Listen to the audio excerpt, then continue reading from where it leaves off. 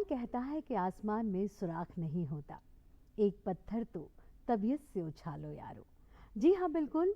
अगर कहते हैं कि कोई भी कार्य नामुमकिन नहीं है, लेकिन ये जो पंक्ति है वो कुछ लोगों पर ही सटीक बैठती है। नमस्कार, मैं हूँ पूर्वा त्रिवेदी और हमारे कार्यक्रम हमारे मेहमान में आप सभी का स्वागत है। और जैसा कि आप जानते हैं कि इस कार्यक्रम में हम आपका परिचय उस विशेष व्यक्तित्व से करवाते हैं जो समाज बदलने में, या ये कहें कि समाज में एक नई क्रांति लाने का बीड़ा उठाए रखते हैं, जो ये चाहते हैं कि अगर समाज आगे बढ़ेगा तो देश आगे बढ़ेगा, देश आगे बढ़ेगा तो दुनिया भी तरक्की करेगी। जी हाँ, आज एक ऐसे ही व्यक्तित्व से हम आपका परिचय करवाने जा रहे हैं जो सेवा, चिकित्सा, समर्पण, सामाजिक जागरण सभी विषयों को अपने आप में एक साथ समेटे हुए हैं। तो बहुत बहुत स्वागत करते हैं आदरणीय डॉक्टर राजेश शर्मा जी का।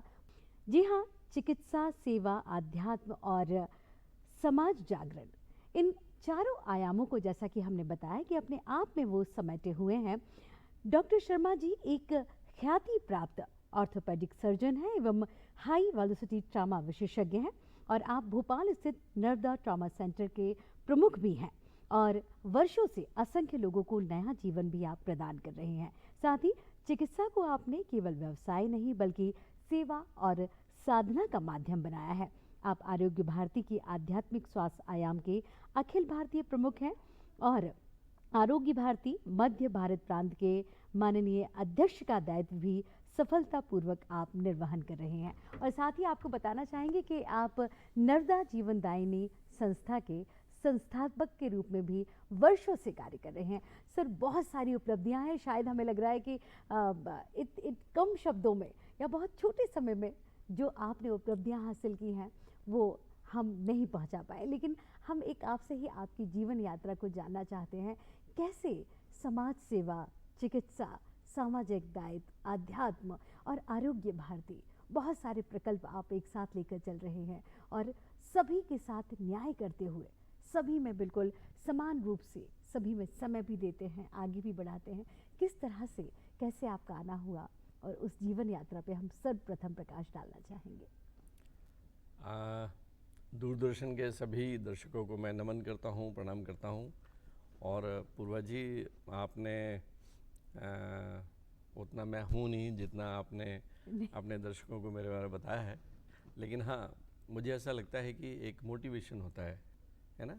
हम अवार्ड देते हैं, जैसे कोई धावक है 100 मीटर में 4 लोग दौड़ते हैं, जो पहला आता है तो हम उसे गोल्ड मेडल देते हैं। हम अपने बच्चों को लालच देते हैं कि तुम अच्छे नंबर लेके आओ तो हम तुमको साइकिल दिला देंगे, घड़ी दिला देंगे। तो ये एक प्रकार से एक मोटिवेशन होता है, ये जी, है ना। जी। हम उनको लालच दे के मोटिवेशन, तो बच्चा जो है एक उत्साह में और अच्छे काम करता है जी। तो जब इस तरह से जीवन में हमको अनायास कुछ चीज़ें हासिल होती हैं और हम हाथ जोड़ के विनम्रता के साथ ईश्वर के समक्ष घुटने टेक के हम जब उसका धन्यवाद करते हैं तो इसे ग्रेटिट्यूड कहा जाता है। जी। तो ग्रेटिट्यूड जो है, जब एक पिता अपने बच्चे की हर जिद पूरी करता है, वो इसलिए पूरी करता है कि जो बच्चा है वो पिता के उन सोचे हुए मापकों पे पूरा उतरता है जैसा उसने पालक ने सोचा है। तो ये एक प्रकार से 1:1 एक कनेक्ट हो जाता है। बच्चा वैसा ही करता है जैसा पिता चाहता है, पिता उसके एवज में उसको और चीज़ें देता है। तो हमारे जीवन में हमारा जो जीवन है उसका जो पालक है पिता, जो परमात्मा है, जब हमको जीवन समझ में आ जाता है तो आप ये बात मानिए, ये विश्वास है मेरा कि हमको वो सब चीज़ें हासिल होने लगती हैं। कभी कभी लगता है कि शायद मेरी क्षमता नहीं है ना। ऐसा कहते हैं ना कि ईश्वर कभी भी छप्पर फाड़ के देता है, तो उससे भी बढ़ के अगर कोई चीज़ें मिलती हैं, तो इस तरह से जब जीवन में चीज़ें मिलती हैं तो आप अपना जीवन समर्पित करते हो उस पिता की इस दुनिया में, जैसे आप समाज सेवा कहते हैं। तो मुंशी प्रेमचंद ने कहा है कि परार्थ ही सबसे बड़ा स्वार्थ है। मैं स्वार्थी हूँ। तो स्वार्थ तब बुरा होता है जब मैं केवल अपना हित देखता हूँ और उसमें किसी का अहित करता हूँ, तो वो बुरा माना जाता है। बट मुझे लगता है कि जब आप सेवा के रूप में सबको प्रसन्न देखना चाहते हो तो ईश्वर आपकी प्रसन्नता देखता है। तो ये फार्मूला जो है, जब मुझे समझ में आ गया कि जब उसका वरदहस्त मेरे ऊपर रहेगा तो मुझे किस बात की चिंता। जिसने सूर्य बनाए हैं, पृथ्वी बनाई हैं, जिसने कितनी चीज़ें बनाई हैं, उसका अगर मैंने एक क्षण भी मैंने अपनी ओर आकर्षित किया जी। तो सब कुछ मिल जाता है जी। सब कुछ मिल जाता है, जीवन में सब कुछ मिलता है। तो जो चीज़ें हैं, पेशे से भी मुझे इस जन्म में एक चिकित्सक होने का, और उसमें भी एक ऑर्थोपेडिक सर्जन। जी। तो ऑर्थोपेडिक सर्जन एक ऐसा है कि हमको मतलब हम बीमार लोगों को नहीं देखते, जी। हम हेल्दी लोगों को देखते हैं, हेल्दी जो लोगों जीवन को में देखते हैं। अति क्रियाशील हैं, जी। और अति क्रियाशीलता की वजह से कि गिर जाते हैं, एक्सीडेंट हो जाता है, दुर्घटनाग्रस्त हो जाते हैं, तो दिमागी रूप से वो बिल्कुल ठीक है, बीमार नहीं है वो, लेकिन वो जैसे डेंटिंग पेंडिंग होती है, इंजन अच्छा है लेकिन गाड़ी, तो वो हमारे गैरेज में, हमारे ट्रॉमा सेंटर में आते हैं, उनसे जब बात होती है उनको ठीक करो, तो वो जो खुशी उनको मिलती है वापस ठीक होने की, उससे बहुत भीतर एक अच्छा लगता है। तो ये एक प्रकार से एक मोटिवेशन है। जी। जी। और इसी जीवन यात्रा में जब आरोग्य भारती ने मुझे चुना, जी। एक आध्यात्मिक स्वास्थ्य, एक नया वर्टिकल आरोग्य भारती में आया, तो मुझे फिर डार्विन का वो सिद्धांत याद आया गया उसमें, जो कहता है कि स्ट्रगल फॉर एग्जिस्टेंस। उनका पहला सिद्धांत है कि इस पूरे जीवन में संघर्ष तो वाजिब है, संघर्ष है, स्ट्रगल फॉर एग्जिस्टेंस, अस्तित्व के लिए संघर्ष करना पड़ता है, और उससे संघर्षशील जीवन में सर्वाइवल ऑफ द फिटेस्ट, कि इसमें जो जीत जाएगा, वो जो फिट है वही जीतेगा, इसमें वही आगे बढ़ेगा, और जो जीत जाता है इस संघर्ष के बाद, तो law of natural selection, nature उसे सेलेक्ट करती है लीडरशिप के लिए। तो मुझे ऐसा लगता है कि एक यूनिवर्सल लॉ भी है, लॉ ऑफ अट्रैक्शन, क्योंकि एक झुकाव इस तरफ हुआ कि बचा हुआ जीवन जो है, हम जीवन को समझने में लगाएं। ठीक है, आत्म को समझना, खुद को समझना, जिसे मैं अध्यात्म कहता हूँ, कि आत्मा का अध्ययन, खुद को समझना, यही अध्यात्म भी है। तो ये जैसे जैसे समझ में आता है, तो फिर शायद आरोग्य भारती में मुझे इस स्पिरिचुअल हेल्थ का उन्होंने मुझे जब तो एक रुचि मिल गई, तो ये चलते चलते जो है कुछ कुछ चीज़ें समझ में आने लगती हैं, कुछ अनुभूतियाँ होती हैं, बेसिकली ये एक पर्सनल फीलिंग है। तो सब कुछ जो मुझे लगता है कि जीवन में एक अनुभूति है, मिस्टिक एक्सपीरियंसेस जो बोलते हैं, तो वो मिलते गए और जीवन सरलता से चलता गया। डॉक्टर साहब, सेवा का कार्य तो आप कर ही रहे थे, एक डॉक्टर के रूप में समाज में, क्योंकि डॉक्टर से बड़ा सेवक तो कोई और हो ही नहीं सकता। उसके बाद भी आरोग्य भारती का इतना प्रमुख दायित्व लेते हुए अध्यात्म को भी आप अभी आगे बढ़ा रहे हैं। जिस तरह से आप देखते हैं अभी जो युवा हैं, आपको क्या परिवर्तन दिखाई देता है कि वो किस तरह से आध्यात्म के ऊपर उनका कैसा झुकाव अभी आता जा रहा है? अभी ये देख रहे हैं कि बहुत तेज़ी से समाज में परिवर्तन आ रहा है। मैं इसे एक मिश्रित भावना के रूप में मैं इसे देखता हूँ। स्वामी विवेकानंद जी ने एक बार कहा था पश्चिम देशों में कि हम विश्व गुरु रह चुके हैं अध्यात्म में, रह चुके हैं, है ना, हम हैं नहीं, हमने ये जो सीट है ये हमने खो दी, है ना, हम कभी थे। तो वेदों का जो रचना है वो हमारी भूमि में हुआ, वेद हमारे हम रचे गए, वेद साक्षात ब्रह्मवाणी है। तो अगर हम उस काल से देखें, बीच में बहुत से कालखंड ऐसा आया जिसमें भारत की भूमि पे दूषित हुई भूमि, और हम अपनी जड़ों से कट गए। नालंदा जैसा विश्वविद्यालय जला दिया गया, लोग बाग यहाँ से हमारा ज्ञान लेके चले गए। बट एक समय आया जब मेरे ख्याल से स्वतंत्रता के बाद में, जब हमको एक प्रकार से भूखे नंगों का देश कहा जाता था, सपेरे या इस तरह से, तो वहाँ से जब हम उठते हैं, जब एक अभावग्रस्त जीवन से सबसे पहले जो पाना होता है, मुझे लगता है कि वो एक आर्थिक अभाव जो होता है उसे ही पाने की।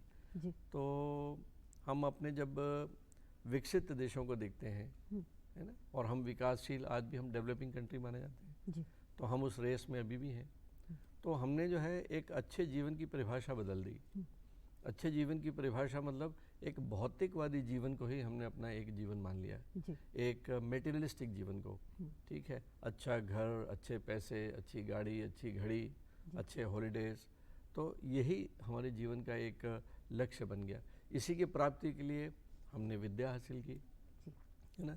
गुरुकुल की विद्या जो थी उस वक्त, हम जब आध्यात्मिक गुरु रहे होंगे, तो गुरुकुल की विद्या और आज स्कूलों की विद्या इसमें 180 डिग्री ज़मीन आसमान का फ़र्क है। बिल्कुल बिल्कुल। तो हम अपने बच्चों को भी हम केवल इसलिए पढ़ाते हैं कि कम से कम उनका जीवन सिक्योर हो जाए। अगर आप एक माँ बाप से पूछेंगे बच्चों को पढ़ाने का, हाँ भी अच्छी नौकरी मिल जाए, जी, अच्छी बस पेंशन यही मिले, उद्देश्य। जी, बस जीवन जी, का उद्देश्य खत्म हो जी, गया। मानव जीवन पता नहीं 84 लाख योनियों में कितने करोड़ों सालों की इस यात्रा के बाद में ये मानव जीवन मिलता है, और उसे केवल चंद टुकड़ों में, रुपए के टुकड़ों में अगर हम खर्च कर दें तो ये तो बहुत बिल्कुल। आयु को भी बिल्कुल डिवाइड कर दिया गया है, वर्ग को। इतने में तुमको शादी है, ये तुम्हारा ये है, इसमें नौकरी है, इसमें ये है, इसमें घर बनाना है, इतने में ये स्टैब्लिश होना है, इतने में फिर बच्चों के, फिर वो सारी चीजें, मतलब वही चक्र। शायद अपने बारे में जिस तरह से आप बता रहे हैं वो लोगों ने सोचना ही बंद कर दिया। इसके लिए जो है हमको जो है मुझे लगता है कि चश्मा बदलना पड़ेगा। जैसे हमारे जो अध्यात्म, हमारे वैदिक नॉलेज में 4 आश्रम माने गए जीवन के। जैसे ब्रह्मचर्य आश्रम है, फिर गृहस्थ आश्रम है, फिर वानप्रस्थ है, फिर संन्यास आश्रम है। तो सामान्यतः 25-25 वर्ष के हैं ये। लेकिन पूर्वा जी, आज के इस युग में एक तो 100 वर्ष तक जीना, लेकिन फिर भी मुझे जो लगता है कि इस अति आधुनिक भागदौड़ के जीवन में मैंने इसको दशकों में बांट दिया। दशकों में जी, आप हमारे दर्शक भी जो है अगर कभी ध्यान से बैठे, अकेले बैठे हैं, तो आप देखिएगा कि हम अपने जीवन को 1 से 10 साल है ना, फिर 11 से 20, 21 से 30, आप इसको ध्यान से देखेंगे तो हर दशक में जो है, चाहे फिजिकल डेवलपमेंट हो, चाहे मेंटल डेवलपमेंट हो, चाहे इमोशनल डेवलपमेंट हो, चाहे वो फाइनेंशियल डेवलपमेंट हो, चाहे सोशल हो, चाहे स्पिरिचुअल हो, हर दशक की अपनी एक विशेषता है। 1 से 10 साल में 5वीं तक पहुंच जाते हैं हम, प्राइमरी स्कूल। फिर 11 से 20 साल में हम ग्रेजुएट हो जाते हैं। फिर 21 से 30 में अर्जुन जो है अपने कुरुक्षेत्र में आता है। बिल्कुल ठीक है, अपनी पूरी एजुकेशन स्किल के बाद में अपने जीवन में पैरों पे खड़े होता है। 21 से 30 में वो पाणी ग्रहण संस्कार में उतरता है, अपने जीवन अलग से तैयार करता है। 31 से 40 में हम धीरे धीरे जो है हम आर्थिक रूप से संपन्न होने लगते हैं। ठीक है, और अपनी आवश्यकता और ज़रूरतों, डिज़ायर्स और नीड्स में हमको फ़र्क समझ नहीं आता। फिर 41 से 50 की उम्र में जो है हम थोड़े से वैभवशाली होते हैं, एक नया परिवार उठने लगता है, आपकी पुरानी पीढ़ी जाने लगती है। तो इस जीवन की इस ऊहापोह में अगर देखें तो हर दशक का अपना एक महत्व है, उसमें तारतम्य स्थापित करना। वैसे भी श्री कृष्ण कहते हैं जब समत्वम योगा उच्यते, समभाव, संतुलन। तो बैलेंस जो है जीवन का एक बहुत बड़ा एक फार्मूला है कि जब ये समझ में आने लगता है कि हाँ, हम एक संतुलन बना के रखें विज्ञान और अध्यात्म दोनों का। मैं ये नहीं कहता कि जो है हम हमेशा अध्यात्म की ओर ही चले जाएंगे, ये भी है ना, लेकिन हम केवल फिजिकल और भौतिकवादी मटेरियलिस्टिक जीवन ही जिएंगे तो बीमारी की तरफ जाएंगे। और आपने जो युवा वर्ग की बात करी है, तो आज इस युग में क्यों 25 और 30 साल में हार्ट अटैक हो रहे हैं? आए दिन हम पेपर में पढ़ने लगे। आज से 25-30 साल पहले हार्ट अटैक मतलब किसी 60-70 साल के व्यक्ति में हार्ट अटैक हो तो फिर भी समझ में आता था। युवा तो सोच भी नहीं सकते थे, ये बीमारी ही कहते थे हमारी नहीं है। जी। तो लेकिन एक युवा जो जिम जाता है, जो लॉन टेनिस खेलता है, जो भागता दौड़ता है, अचानक पता चलता है एक दिन चेस्ट पेन हुआ, हार्ट अटैक हो गया। ये बहुत बड़ी चिंता का विषय है। ये हम सबको बैठ के समझना होगा कि ऐसी जीवन शैली क्या अपना रहे हैं।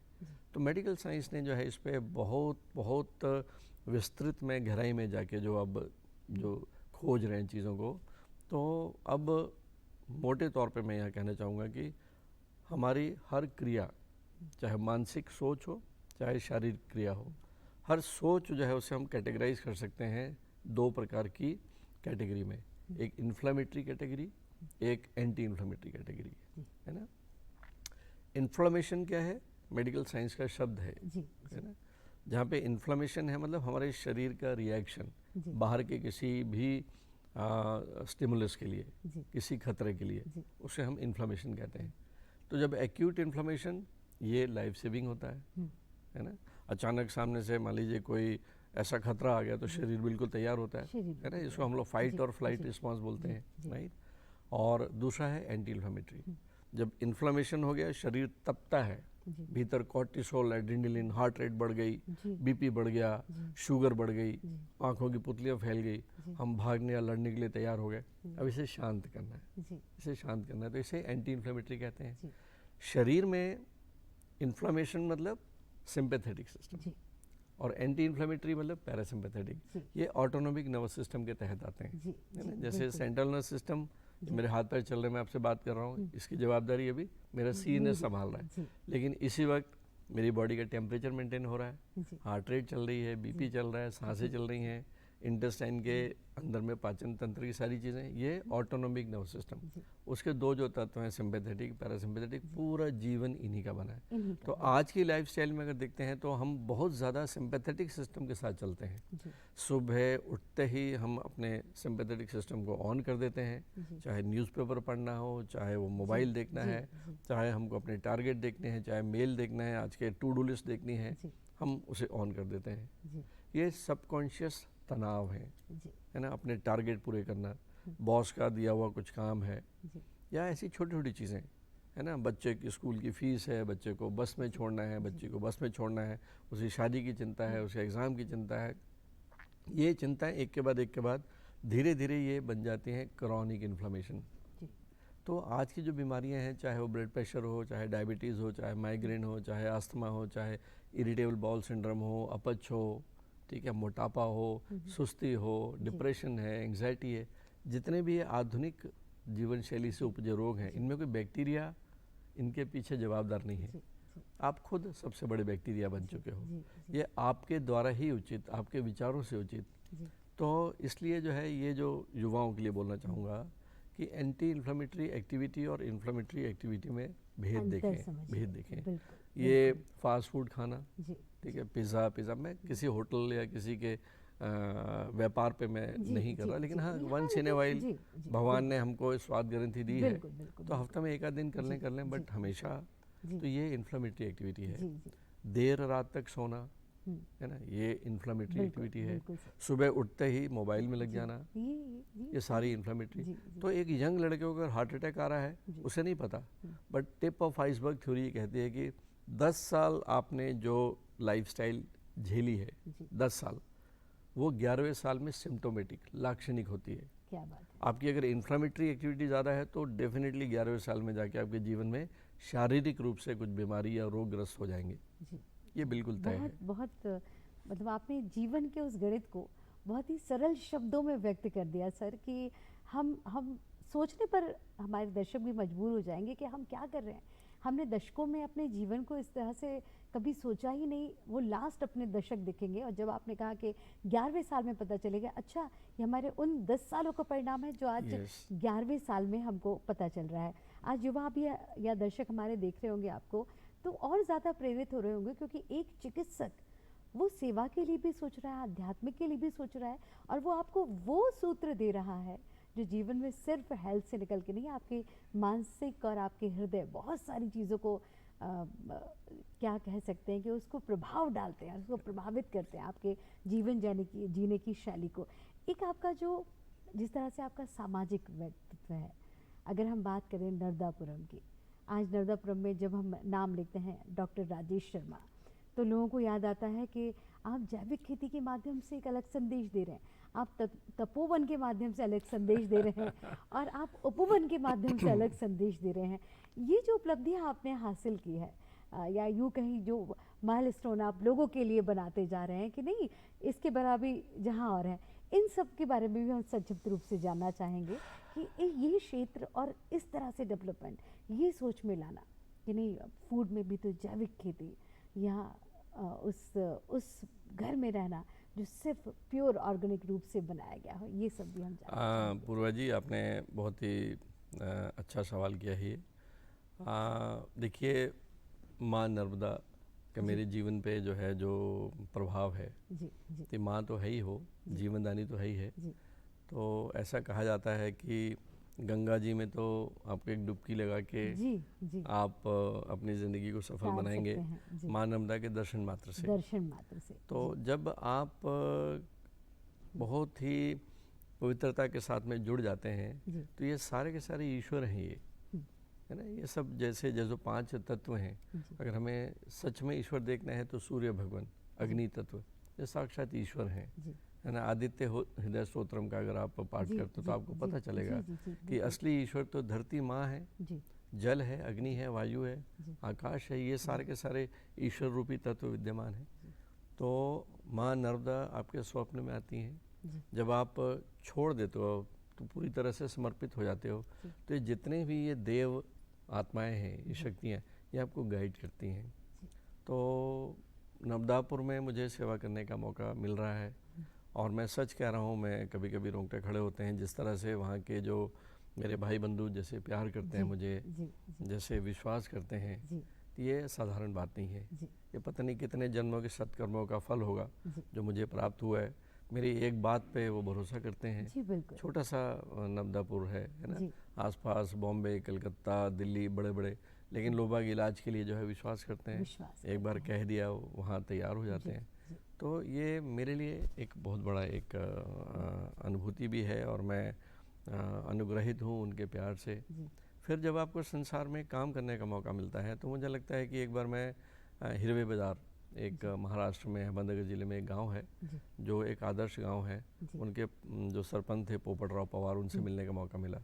तो उनसे प्रेरणा लेके हमने नवदा जीवनदानी शुरू की थी। हमने जो जी। जी। नवदापुर ज़िले के संस्था, 45 गाँव गोद लिए जी। थे, तो एक गाँव को कैसे आदर्श बनाए, क्या ऐसा सपना देख सकते हैं कि एक गांव में सभी साक्षर हों, कोई भी गरीबी रेखा से नीचे ना हो, ठीक है, हर आदमी वैक्सीनेटेड हो, ठीक है, सारी के सारी डिलीवरीज जो हैं वो संस्थागत डिलीवरीज हों, सब लोग अपने पाँव पे खड़े हों। तो ये एक ऐसा साफ सफाई स्वच्छता में, तो ये हमने जब ठाना कि हम ऐसा करेंगे, तो हमने ऐसे 45 गाँव गोद लेके, और हर गांव में हमने जो है अपने साथ जोड़ के जो वॉलंटियर्स खड़े किए थे, लगभग 2200-2300 वॉलंटियर्स हुए थे। तो रोज़ हम लोग एक वाहन से जाते थे, तो महीने में 2 बार एक गांव को हमने चुना था। तो बड़ा अच्छा रिस्पांस मिला। वो देखते थे, सुनते थे, समझते थे। धीरे धीरे गांव के युवा जो है जुड़ने शुरू हो गए, अपने गांव में एक परिवर्तन लाने का एक सिलसिला शुरू हुआ। वो मेरे लिए एक बहुत ही एक अवार्ड था। तो उसके बाद फिर बात हुई कि जब हम आज हम जिस घरों में रहते हैं, लोहे सीमेंट रेत से बने घरों में, तो अगर हम उसको फिर से जो हमारा गांव है उस तरफ जाएं, तो जो तपोवन की बात करते हैं, तो वो पूरा मिट्टी, गोबर, गाय के गोबर से और इससे बना हुआ है, बना है। तो आप नंगे पैर जब चलते हो, जब उसमें रहते हो, उसकी 1.5 फीट की दीवारें हैं, ठीक है। एक तो बाहर से टेम्परेचर उसका 3-4 डिग्री कम होता है, बट उसके भीतर जाने से अचानक जो है आपका जो है ऑरा है, उसके अंदर की जो ऊर्जा है, वाइब्स है, वो बदलती हैं, बदल जाती है, शीतलता प्रदान करता है आपके, ठीक है। और उपवन जो बताया आपने, तो उपवन जो है नर्मदा किनारे कुछ मेरे पास कृषि है, जिसमें मैं 10-15 वर्षों से एक ऑर्गेनिक मैं खाद फर्टिलाइज़र नहीं इस्तेमाल करता। तो हमारा चूँकि जीवन जो है अन्न और पानी से मिलके बना हुआ है, जैसा अन्न वैसा तन्न कहा जाता है। तो वैसे भी जो है हम जब ऑर्गेनिक भोजन जो है, शुद्ध फूड प्लांट्स की बात करते हैं, तो ये भी अपने आप में एक एंटी इन्फ्लेमेटरी एक्टिविटी है। ये आपके शरीर के टॉक्सिन्स को दूर करता है। तो एक आचार, अपना जो आहार, व्यवहार, विचार, ये तो आवश्यक है।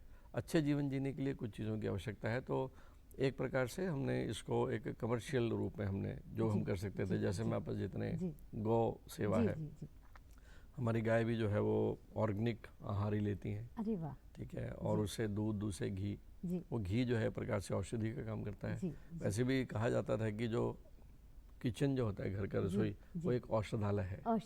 उसके भीतर जितने हम खाना खाते हैं, सब्जियां, गरम मसाले, सारे के सारे जो हैं एक औषधि का काम करते हैं। तो हमको जब ये समझ में आने लगता है कि एक अच्छा जीवन जीने के लिए किन किन तत्वों की आवश्यकता है, उसमें जब आप चलने लगते हो, तो यही एक कारण था कि नवदापुर में मुझे एक मेरी कर्मस्थली है नवदापुर। तो उसमें हमने जो तपोवन बनाया, तो बहुत लोग आके उसमें बैठते हैं, बैठ के कुछ वृद्धजन उसमें योगा करते हैं। तो उनको जो मिलता है वो एक अनुभूति है, उसके अंदर हीलिंग है, हीलिंग है। बहुत से लोग हील होते हैं, ठीक है। बीपी कम हो जाता है लोगों का, क्या बात। उनका शुगर जो है देखते देखते जो है उनको डायबिटीज़ की गोलियां जो है वो परिवर्तन करना पड़ता है, क्योंकि जब चीज़ें तो, और यही चीज़ जो है जब आप एक खुशनुमा व्यक्ति जब अपने घर में जब जाता है, तो वो घर के ऑरा को बदलता है, मतलब आप सोचिए कितनी सारी चीज़ें एक दूसरे से कनेक्ट रहती हैं, और आप उन चीज़ों को समझ कर आगे बढ़ते जा रहे हैं और लोगों को भी उससे जोड़ते जा रहे हैं। जैसा कि हमने कहा था सर कि हमारे आपके व्यक्तित्व और आपके कृतित्व को समाहित कर पाना हमारे लिए भी एक एपिसोड में बिल्कुल संभव नहीं है, क्योंकि ये उपलब्धियाँ, ये जो जिस तरह से आप एक्सपीरियंस ले लेकर और जिस तरह से लोगों तक वो चीज़ पहुंचा रहे हैं, जनमानस में अपनी पुरानी संस्कृति और परंपराओं को आप पुनर्स्थापित कर रहे हैं, वो अपने आप में एक बहुत बड़ी बात है।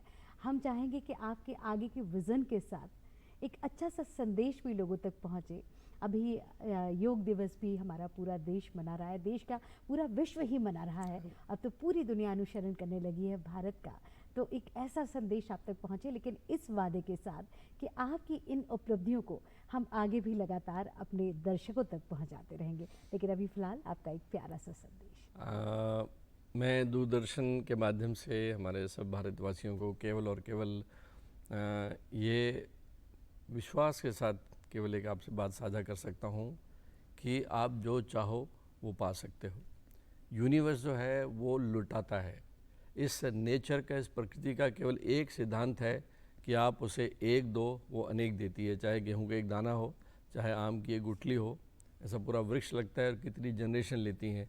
यह अटूट सिद्धांत है कि आप जो चाहते हो वो दो, चाहे वो घर का हवन हो, चाहे संकल्प हो। तो जीवन में खुश रहना है यदि आपको, तो खुशियाँ बांटनी पड़ेंगी।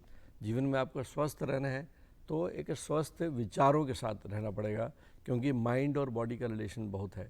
और यहाँ पे आज के इस युग में युवाओं के लिए मेंटल हेल्थ, फिजिकल हेल्थ से कहीं ज़्यादा इम्पोर्टेंट है। बहुत बहुत धन्यवाद सर, बहुत बहुत धन्यवाद हमारे कार्यक्रम में आने के लिए और अपने इतने अच्छे सुंदर विचार हमारे दर्शकों तक पहुंचाने के लिए आपका बहुत बहुत धन्यवाद। तो सुना आपने कि अभी डॉक्टर राजेश जी ने कहा कि यूनिवर्स दोनों हाथों से हम सबको देने के लिए, हम सब पर लुटाने के लिए यहाँ बैठा हुआ है, लेकिन हम में इतनी कैपेबिलिटी होनी चाहिए कि हम उसको ग्रहण कर सकें। आज भी बहुत सारी ऐसी बातें, ऐसे विचार इस कार्यक्रम के माध्यम से आप तक पहुँचे हैं जो हमको भी ग्रहण करने हैं और अपने जीवन में परिवर्तन लाना है। अब आप ही सोचिए और विचार कीजिए कि आपको अपने जीवन की दिशा और दशा का निर्धारण कैसे करना है। आज के इस कार्यक्रम में बस इतना ही। फिर मुलाकात होगी एक नए मेहमान के साथ। नमस्कार।